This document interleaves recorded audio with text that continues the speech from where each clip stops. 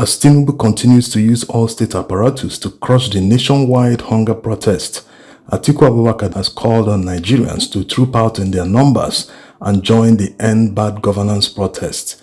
Writing on his verified handle on X, he said, "For the most part, protesters have conducted themselves with admirable peace and must be commended for their restraint and dedication.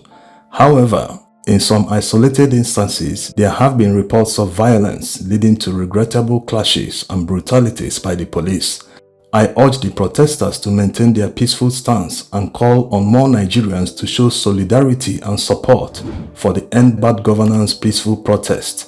He also admonished the police and other security agents to be more professional in handling the protesters, after it was reported that 13 Nigerians have already fallen to trigger-happy policemen. He also urged the police to isolate violent rioters and looters from peaceful protesters who are out there exercising their constitutional rights to protest and demand for good governance.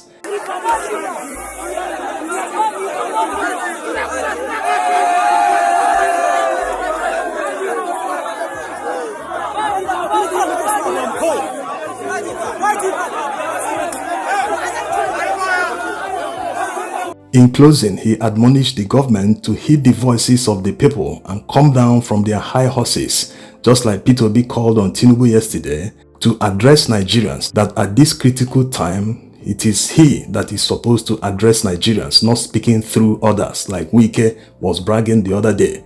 Even Wike once protested as a sitting governor, but today he's singing a different tune. One wonders why no opposition governor have come out to protest and show solidarity with hungry Nigerians. We have seen the level of destruction that has been carried out just yesterday. And so you can imagine if this continues for so long, the armed forces and the entire military security agencies will not stand by and see that to continue. So want to warn those that are recalcitrant, we will take action, and the action we'll take it professionally. Anyone that is caught will be taken to the courts to be dealt with. So once again, I want to thank you for coming, especially members of the media. And again, for the media, I want to also appeal. I noticed throughout yesterday, all the stations were hooked up to the occasion. This is not an election thing. Don't give them that coverage for them to feel, because there are some of them are looking for just moments of, being on the screen. While this is a situational update on the protest across Nigeria, the Chief of Defense Staff went a little bit overboard by being political. Why is he telling the press not to cover the protests? Are we in a military regime? It is only in a military regime that they gag the press. They prevent them from reporting events as they see it. Whether they are opposing views to the government or in favor of the government, it is the duty of the press to cover events as they see it without bias or prejudice. They are more focused on suppressing the protest instead of focusing on solving the problem that will prevent people from protesting in the first place.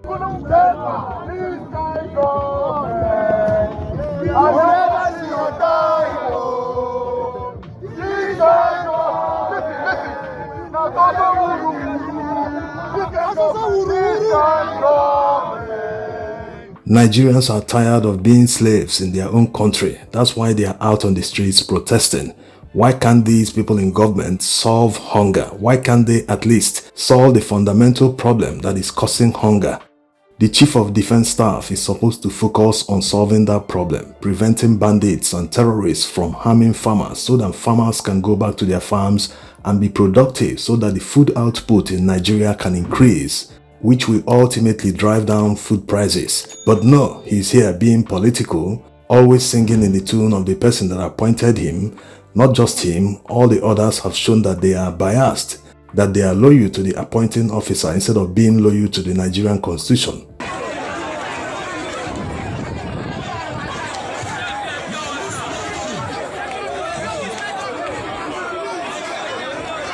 Compare what is happening in Nigeria to what is happening in Venezuela.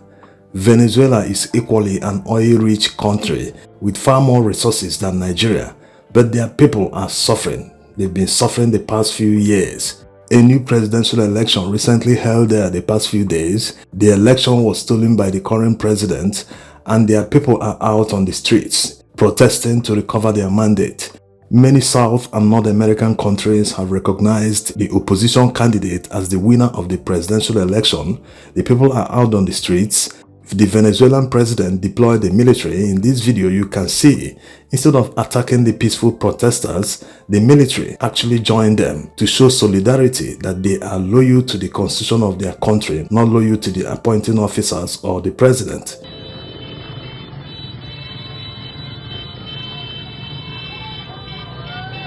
So you can see the difference. It's not as if their president doesn't have loyal officers, but can we ever receive such solidarity from the military in Nigeria? The peaceful protesters are pushing for a better country. If Nigeria becomes better, it will not only work for the protesters, rather it will work for everyone, including the Chief of Defense Staff and all his relatives. So why are they pushing a political narrative that these people want to remove Tinubu from power, when it is obvious that Nigerians are tired, they are hungry, and a hungry man is an angry man? Man is selfish by nature, but in Nigeria it seems to be on another level. Let's even remove government from the equation. If anyone has food, he is bound, just based on humanitarian grounds, to help the poor. So why do people in power who are enjoying government largesses and the trappings of office always look down on the poor? They don't ever consider their demands. They don't want to know what they are going through, despite the fact that they are the ones who impose the hardship on them. And when they cry out and say, we are hungry, we need food, they are shouted down upon as if they are slaves that do not have right to protest, despite all the suffering they imposed on them. You know, go finish them. We must gather cook food for Pablo. That food that Pablo won't chop, he must chop. The suffering is not limited to poor Nigerians alone. Even soldiers are suffering.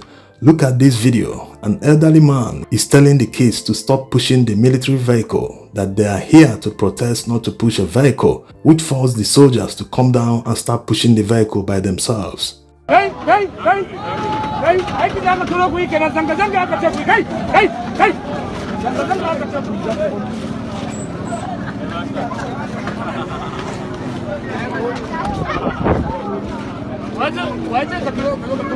So it's not only the protesters that are affected by bad governance. Why is a military vehicle breaking down or running out of fuel?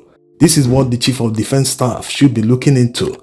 Imagine if these boys were in a war zone, they'll be forced to abandon the vehicle and run on foot. Hello Nigeria. See, we almost ate inside small car. We are going to our various different places, so different locations. See us inside car. We are ate inside one small car. They are shooting badly. They are shooting everywhere around National Assembly, Federal Secretariat. Please do not pass there. God just save our life now. Please do not pass through that place. Look at it. We are ate inside this car just to save our life. It is evident that the government is targeting peaceful protesters in the guise that they are targeting rioters and looters. You don't throw away the bathwater with the baby. You have to remove the baby first before throwing away the water. They desperately want to suppress the protests. They want to make it go away without solving the issues that provoked the protests in the first place. Will that work? Well, Nigerians are determined because they've trooped out in their numbers again on the third day to continue the protest. Some are vowing to remain on the streets even longer than the 10 days for the protests until the government does the right thing. In this video, the Nigerian police deployed in Ojota showed serious solidarity with Nigerian people after this man told them that the senators are earning millions of naira, that they, the police officers, are the ones that are supposed to be earning 1 million naira per month. The man talked to their conscience. That's why they turned back and left the scene, because the protesters were peaceful. Because before you know it, they go do na para. Before you know it, they go dey pay na 1 million. Now suppose to dey aim pass those so-called senators. Now they fight people where they lose. It is why you have to stand with the people that can speak for you, because the law you sign is against you coming to protest. So stand with the civilians, stand with the people to protest against you. Sure. Stand with the people who are hungry that have nothing. Stand with the people that will not betray you. Your child will betray you tomorrow. Power is not for them, but you are holding this one today, tomorrow. So it's not as if these people are not aware that there is fire on the mountain in Nigeria, but one wonders why they always obey the criminal orders from politicians to do their dirty jobs, knowing that if Nigeria is working, everyone will be better for it. Apart from the Chief of Defense Staff telling the press not to cover the protests, the government has also instructed telecommunications companies to block out their networks so that people cannot easily access the internet to post the protests. People in Nigeria are finding it very difficult to access the internet at this moment. Many are complaining that they have videos, especially where police are attacking peaceful protesters or manhandling journalists or other people, but they can't post them because they don't have access to the internet. Or in cases where they have access, it is rather too slow to upload any video to social media platforms like Twitter, Facebook, and YouTube.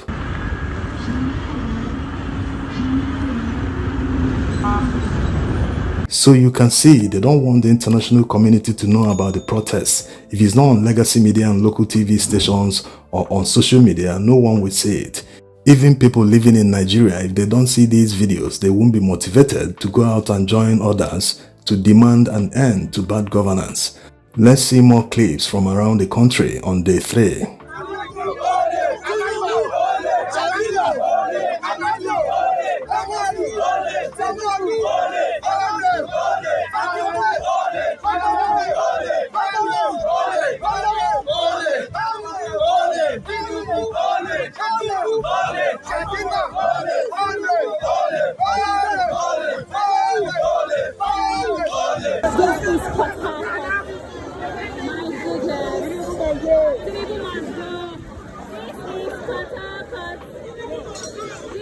The crowd behind is really low,